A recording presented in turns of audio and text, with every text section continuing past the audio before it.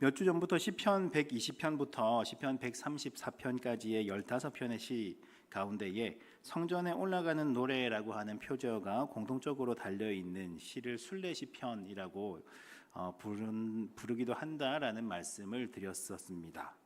그렇게 120편부터 하나하나씩 찬찬히 순례자, 한 명의 여행자의 시각으로 시를 살펴보는 가운데 있습니다. 지금까지 짧지 않은 제법 긴 여정을 함께 이어갔었고, 그리고 오늘 우리가 읽은 본문 시편 132편 가운데서는 드디어 순례의 목적지라고 할 수 있는 예루살렘으로 들어서는 장면을 우리는 발견해 볼 수가 있습니다. 역대기 문서에 나오는 성전의 봉헌식과 그리고 예배의 방식들을 참고하여서 순례자가 이 시간 바라보고 있을 예배의 모습들을 한번 재구성해 보겠습니다. 1절 말씀을 보면 여호와여 다윗을 위하여 그의 모든 겸손을 기억하소서라고 시에서는 기록하고 있는데, 사실은 벌써 저 멀리 예루살렘 성전으로부터 200명이 훨씬 넘는 인원으로 구성이 되어 있는 레위 지파 성가대의 소리가 들려오고 있습니다. 이 성가대가 부르는 노래의 가사가 이렇게 시작을 하고 있는 거예요. 여호와여 다윗을 위하여 그의 모든 겸손을 기억하소서라는 가사로 시작이 되고 있는 것입니다. 여러분들께서는 다윗의 겸손이라는 말을 듣고 어떤 장면들이 떠오르십니까?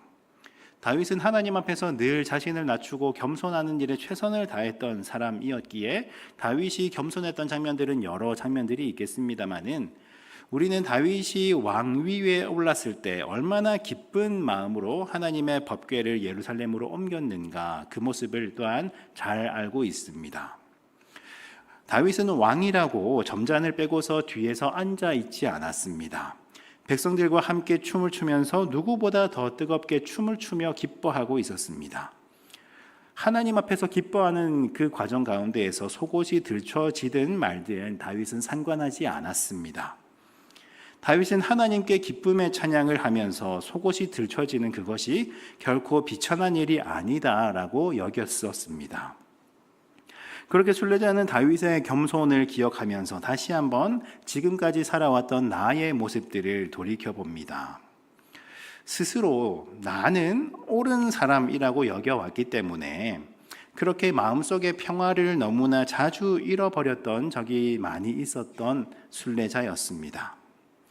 그러나 나의 가치를 스스로 높일 수 있는 방법이 무엇인가 하면 그것은 바로 하나님 앞에서 낮아지는 것이었습니다.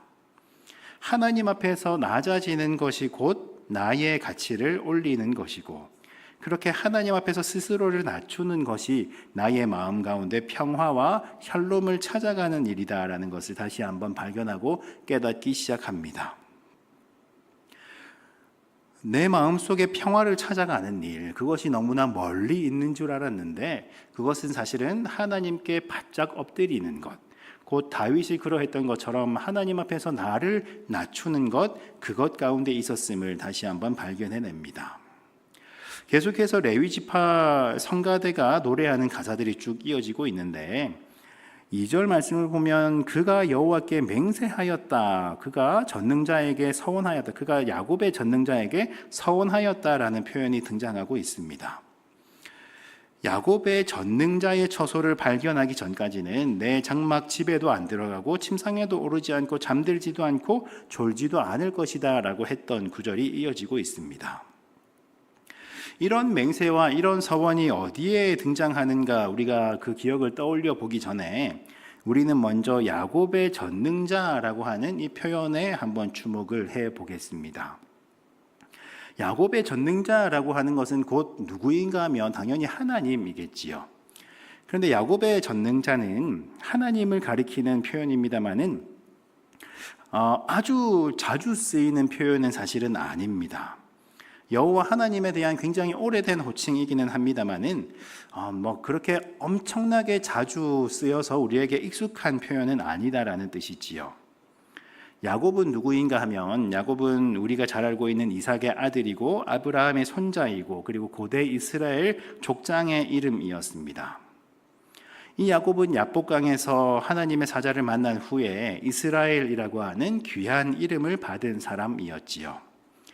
그 구절이 너무나 은혜로운 구절입니다마는 야곱은 남북으로 왕국이 분열된 이후로는 이스라엘이라는 그 이름 때문에 주로 북이스라엘을 일컫는 데에 자주 사용되는 표현이었습니다. 그렇기 때문에 때로는 이스라엘이라는 표현은 여호와의 선택에서 제외된 백성으로까지 사용이 되기도 하고, 그리고 계속해서 부정한 도시의 대명사가 되어버린 사마리아는 바로 북이스라엘의 수도였었습니다. 남유다 왕국은 유다, 그리고 다윗의 왕좌라고 표현이 되고 있었던 것처럼 북이스라엘 왕국은 야곱이라고 표현하고 있는 경우들이 성경에는 많이 등장하고 있었던 거예요. 예루살렘을 향해서 순례를 떠나고 있던 이 순례자는 아마 남유다 왕국의 사람이 아니었겠습니까? 남유다의 유대인들이 주로 그러했던 것처럼 그도 아마도 사마리아를 부정한 곳으로 여겨왔었겠고, 그렇게 남들을 판단하고 제멋대로 정죄하고 그렇게 타인을 향해서 너무나 날카로웠던 자신의 모습을 새삼 들여다보고 있습니다. 야곱의 전능자는 바로 하나님이신데, 여호와 하나님께서 바로 야곱의 전능자이신데, 그런데 나는 어떤 신앙의 배타주의에 너무나 지나치게 사로잡혀 있었다라는 거예요. 하나님의 선택을 받은 백성은 오직 우리뿐이라고 하는, 이 남유다 백성뿐이라고 하는 그런 생각이 너무나 나를 강하게 지키고 있었던 것입니다. 그래서 나는 무결한 사람이고 깨끗한 사람이고 최소한 저 사람보다는 내가 더 나은 사람이다라는 그런 생각이 내 안에 가득 차 있었음을 발견해내는 것이지요.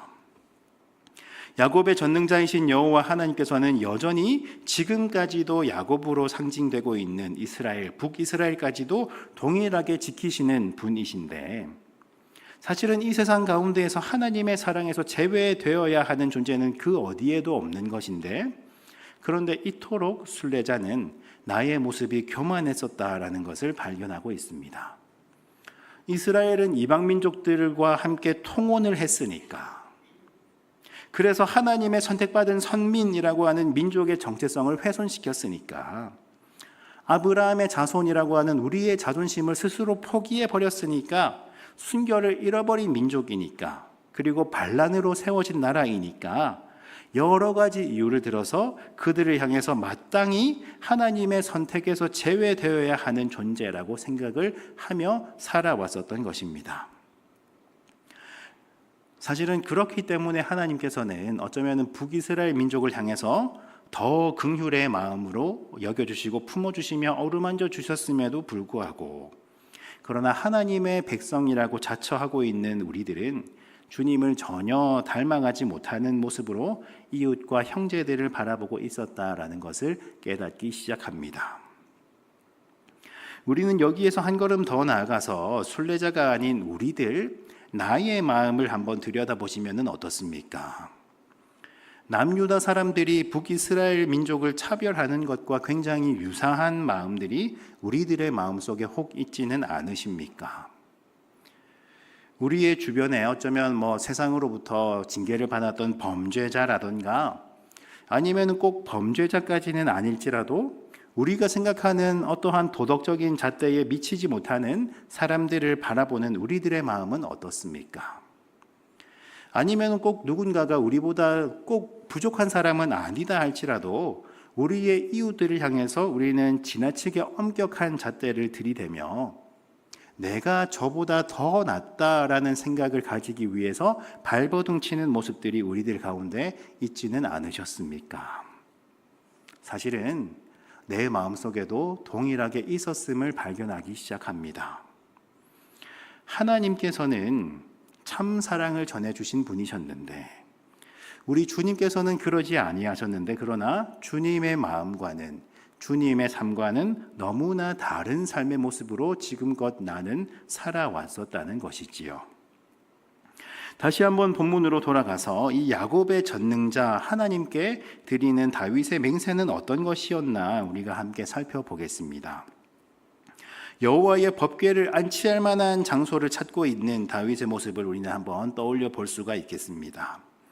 이 장소를 찾기 전까지는 내가 집에도 들어가지 않을 것이고 잠을 자지도 않을 것이다 라고 합니다.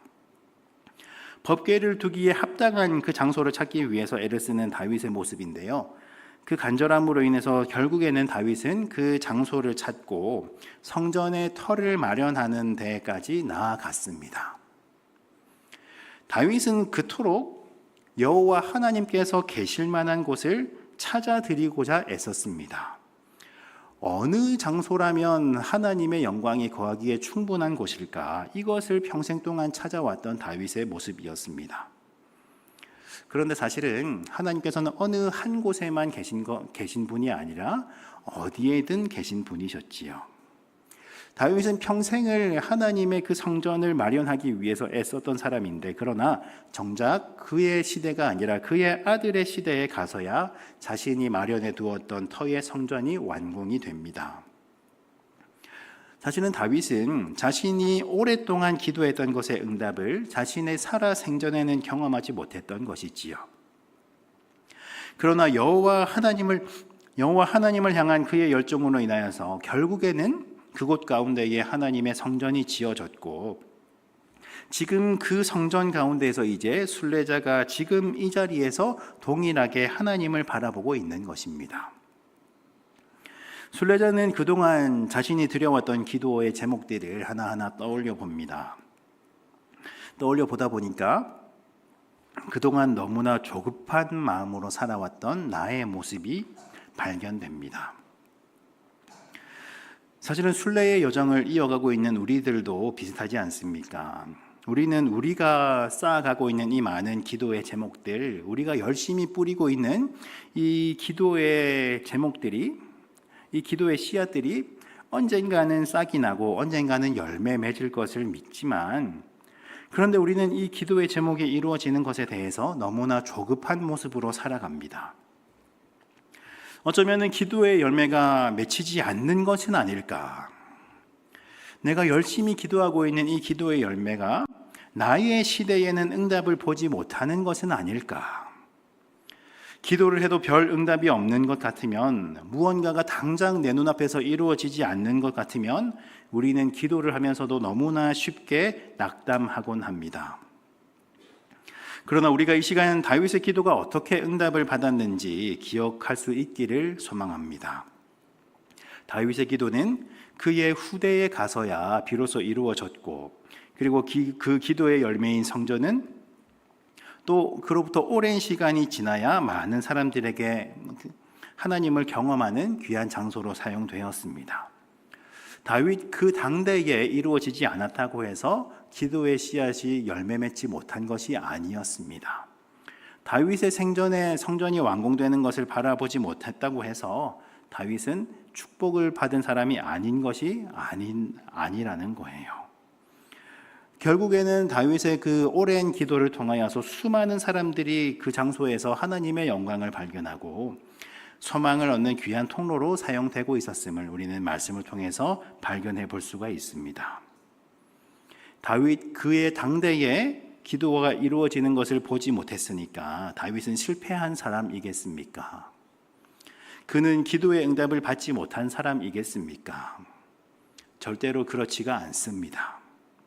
하나님께서는 하나님의 때에 가장 좋은 하나님의 방법으로 다윗의 기도들을 이루어 가셨습니다.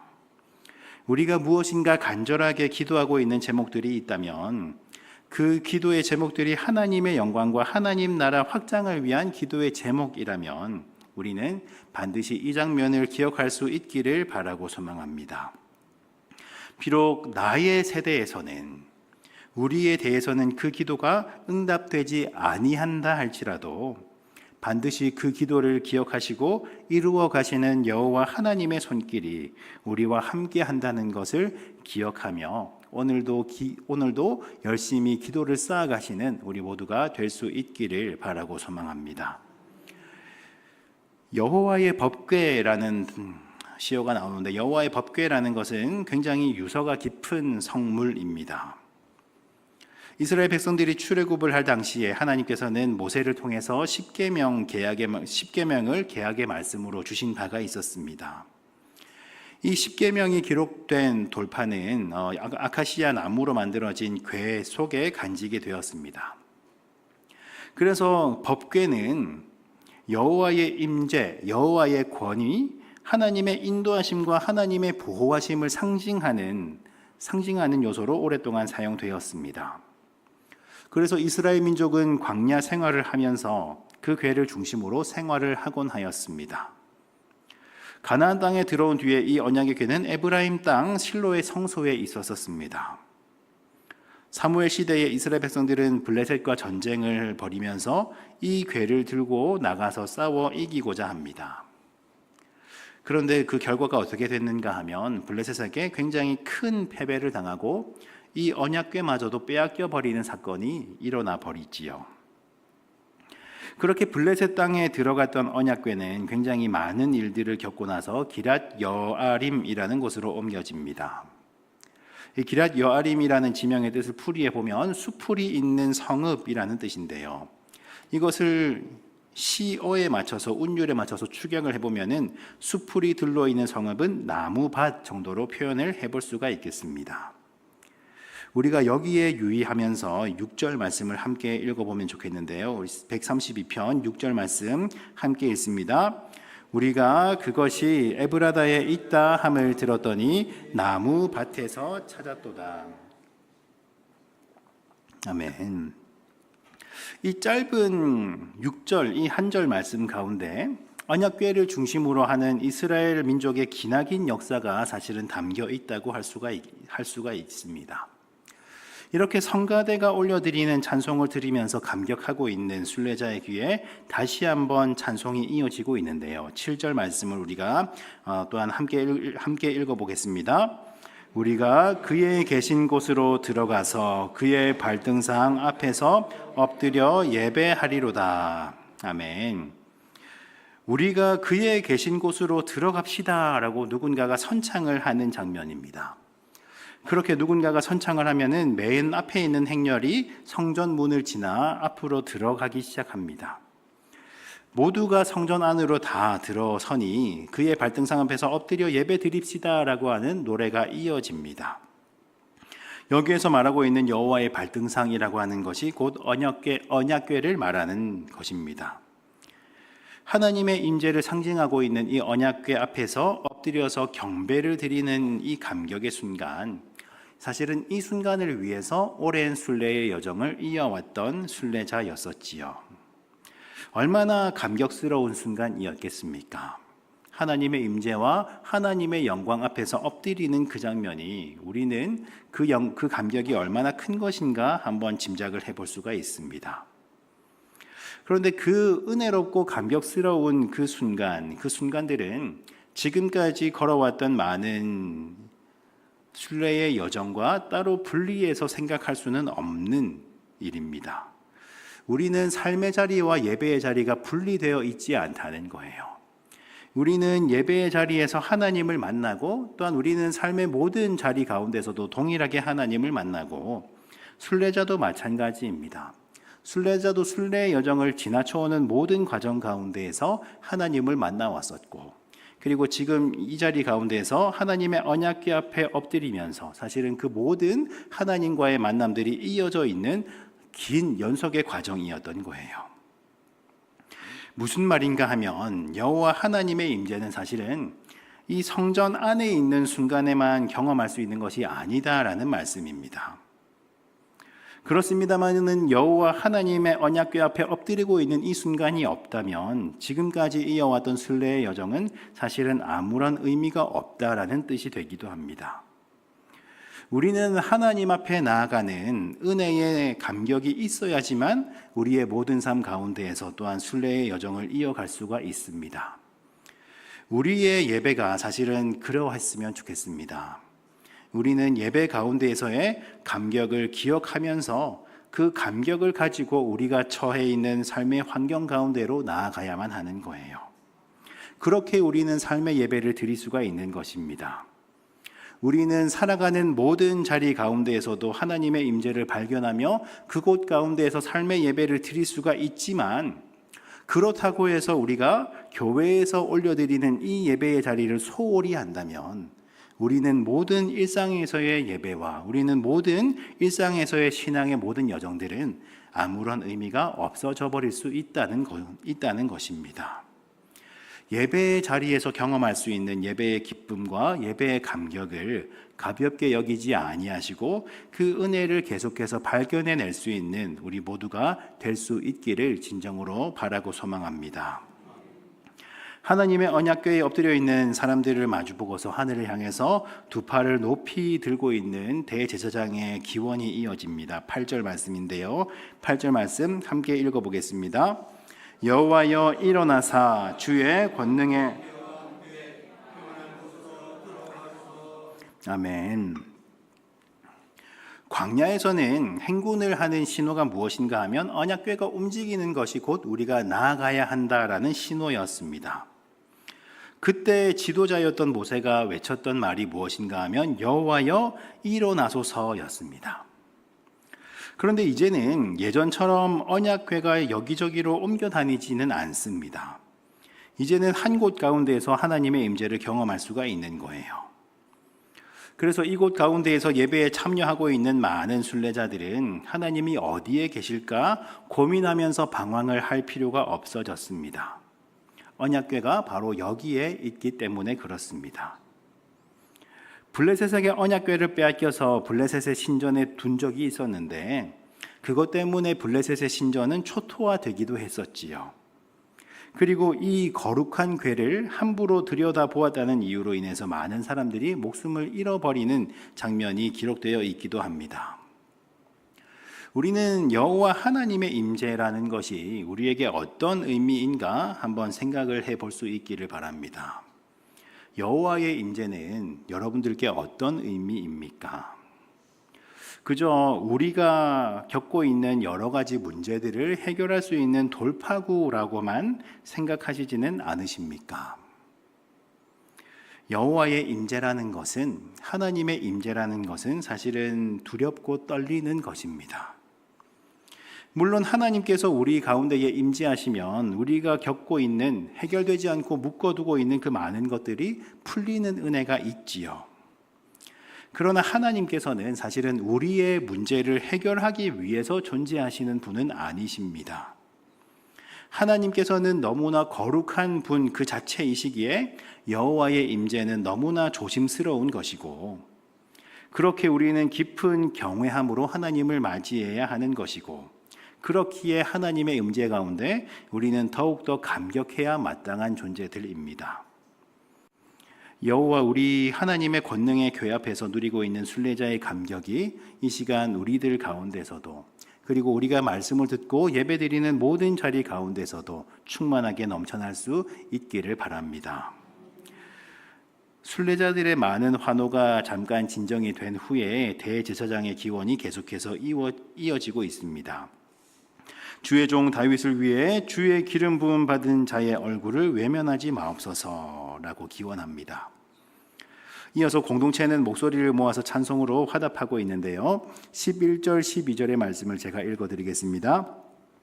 여호와께서 다윗에게 성실히 맹세하셨으니 변하지 아니하실지라. 이르시기를 내 몸의 소생을 내 왕위에 둘지라. 내 자손이 내 언약과 그들에게 교훈하는 내 증거를 지킬진대 그들의 후손도 영원히 내 왕위에 앉으리라 하셨도다. 아멘. 하나님께서 다윗에게 약속하셨던 내용이 이어지고 있습니다. 그 약속의 내용이 무엇인가 하면 다윗의 후손에게 영원한 왕위를 주시겠노라 하시는 말씀이었습니다. 하나님께서는 다윗에게 성전을 짓는 것을 허락하지는 않으셨습니다마는, 그러나 하나님과의 언약과 하나님의 교훈을 잘 지켜나간다면 다윗의 왕조는 영원할 것이다 라고 약속을 하고 계셨습니다. 그런데 우리는 다윗의 왕조를 이어간다는 정통성을 가지고 있던 남유다 왕국조차도 사실은 멸망당했다는 것을 알고 있지 않습니까? 하나님의 언약을 지키지 않는다면, 우리가 하나님으로부터 떠나버리고자 한다면 사실은 이 약속은 깨어질 수 있다라는 것을 깊게 절감할 수 있습니다. 그러나 하나님께서는 이 약속을 끝끝내 폐하지 아니하시고 지금까지 계속해서 이어가고 계시는데요. 그것이 무슨 말인가 하면 다윗의 자손에게서 예수님께서 탄생하시면서 계속해서 하나님의 거룩한 영원한 왕위가 지금까지도 이어지고 있습니다. 이는 사실은 우리는 이를 통해서 굉장히 중요한 신앙의 원리를 다시 한번 발견해 볼 수가 있습니다. 하나님으로부터 아무리 멀리 떨어져 있던 사람들이라 할지라도 여호와께 되돌아오면 어떤 사람이든지 그는 용서를 받고 하나님께서는 그를 받아들여 주실 것이다 라는 것을 우리는 발견해 볼 수가 있습니다. 하나님을 너무나 멀리하고 있었던 남유다 민족조차도 하나님께서 계속해서 은혜 주시며 그 가운데에서 예수 그리스도를 보내어 주셨던 것처럼 하나님의 약속은 절대로 없어지지 아니한다라는 것을 우리는 계속해서 확인해 볼 수 있기를 바랍니다. 하나님의 약속을 기억하면서 주님께로 향하는 자들에게는 여호와께서 내려주시는 구원의 옷이 있을 것이고, 그리고 그와 반대되는 자들에게는 수치의 옷이 입혀질 것이다 라는 18절의 내용이 기록되어 있습니다. 이 구절을 통해서 우리는 다시 한번 발견해 볼 수 있기를 원하는데요. 그 내용이 무엇인가 하면 우리의 원수들에게 수치를 주는 것은 사실은 우리의 몫이 아니다라는 거예요.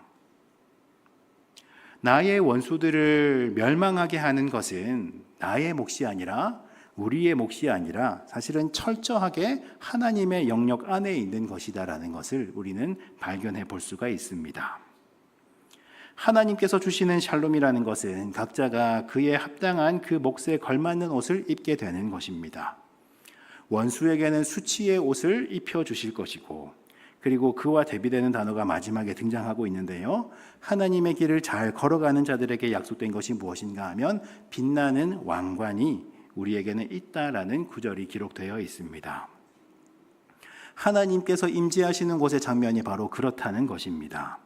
하나님이 계신 곳 가운데에서 원수는 멸망을 당하게 되는 것이고, 하나님의 뜻을 이루어가고자 순례의 여정을 멈추지 아니하는 자들에게는 빛나는 왕관이 약속되어 있다라는 것을 계속해서 우리는 발견을 해볼 수가 있습니다.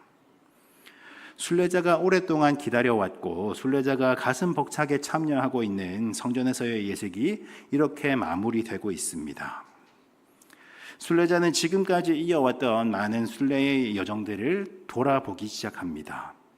사실은 매 순간마다 하나님께서 함께 해주셨고, 그리고 모든 발걸음 가운데서 하나님의 임재를 경험할 수 있는 시간들이었습니다.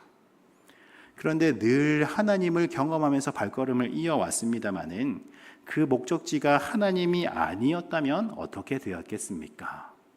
끔찍한 일이라는 거예요. 이제 성전을 떠나서 다시 왔던 길을 되돌아서 제법 먼 길을 가며 고향을 향해 가야만 합니다. 지금까지 하나님이 함께 해주셨던 것처럼 앞으로 걸어갈 모든 발걸음 가운데서도 늘 하나님께서 함께 하실 것을 기억하면서 걸어가겠다고 다짐을 이어가고 있습니다. 물론 언제든지 이 평화는 깨어질 수도 있습니다. 우리는 아무리 큰 은혜를 받았다 할지라도 그 은혜를 잃어버리는 경우들이 얼마나 자주 있습니까? 또 다음 절기가 되면 나의 마음속에는 가시가 가득히 돋쳐 있는 채로 그렇게 또다시 순례의 여정을 이어갈 수도 있습니다. 우리도 마찬가지 존재라는 거예요. 우리는 예배의 자리, 말씀을 듣는 자리, 은혜의 자리 가운데서 정말 누구보다 더 큰 은혜를 받았음에도 불구하고 이 은혜를 나의 머릿속에서 깨끗하게 지워버리는 일들이 사실은 있어 왔었다는 겁니다. 그러나 이제 더 이상 우리는 절망을 할 필요가 없습니다. 왜 그런가 하면 우리가 목적지를 하나님께 분명히 설정해 둘 수 있다면 우리는 언제든지 다시 한번 주님께서 품어주신 때가 있다라는 거예요. 우리가 목적지를 잃어버리지 않고 계속 그 믿음의 길을 걸어가고자 한다면 늘 주님께서 주시는 평화 가운데 우리는 회복될 수 있다라는 것을 우리는 또한 발견하며 고백할 수 있기를 바라고 소망합니다. 은혜를 잃어버렸다고 해서 우리는 정말 어찌할 수 없는 죄인으로 추락해버리는 것이 아니라 우리는 은혜를 잃어버리고 때로는 우리 마음 가운데 분노가 차오르는 일이 있다 할지라도 그럼에도 불구하고 우리의 목적지가 하나님을 향해 있다면 우리는 언제 어떻게든지 하나님께서 회복시켜 주시리라는 것을 우리는 다시 한번 우리의 모든 발걸음 가운데서 발견하는 은혜가 있기를 바랍니다. 순례자의 먼 길을 우리는 함께 따라가는 중에 있습니다. 순례자가 성전에서 드리고 있는 이 예식을 통해서 그리고 순례의 길 곳곳에서 하나님의 존재를 깨닫고 참 평안을 얻고 회복하는 많은 과정들을 우리는 살펴보았습니다.